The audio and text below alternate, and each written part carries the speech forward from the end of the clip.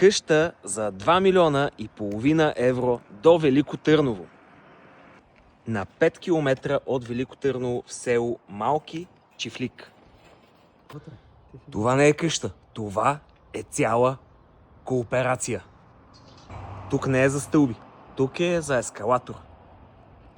Не знам само кой ще чисти прозорците. Влади, това на трето ли е? Да. Леле. То за хеликоптер. Апартамент номер 1. Къща с апартаменти. Толкова е голяма, че не знам колко от семействата и от родата може да живеят тук. Общо 12 апартамента. Гледка към Велико Търново на 5 км. Е, това се казва височина. Колко е? 3,40. До грамата. Тук тераска. Отново.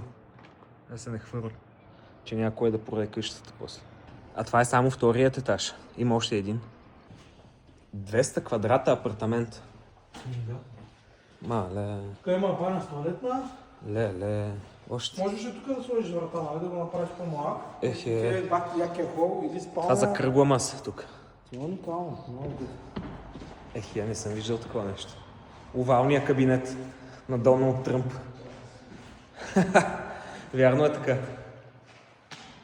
О, и пак гледка към Търново. Айде! Тук му правиш кросфит. За тонката специално от Варна. Той е истински кросфитър. Тук може да си правиш обиколки.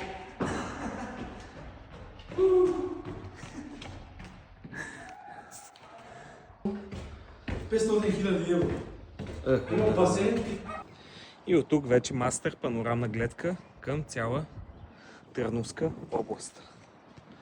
И околията. Добре, Влади, май етапа. Това за какво е подходящо? Ясно, че няма такова голямо семейство, което да живее в сградата. За ретрит. За старчески дом, да го направиш на апартаменти, да го даваш под наем, на нощувки, за Airbnb. Млади семейства с автомобили, които са близо до Търново, да дойдат на почивка. Аз за такова нещо си го представям. Освен ако фамилията ти не е доста широко разкрепостена и имаш 5-6 жени с по 2-3 деца. Не знам с как ще го напълниш иначе. Ако сте забравили, има асансьор, просто не е монтиран. А сградата ще бъде естествено завършена до ключ. БДС.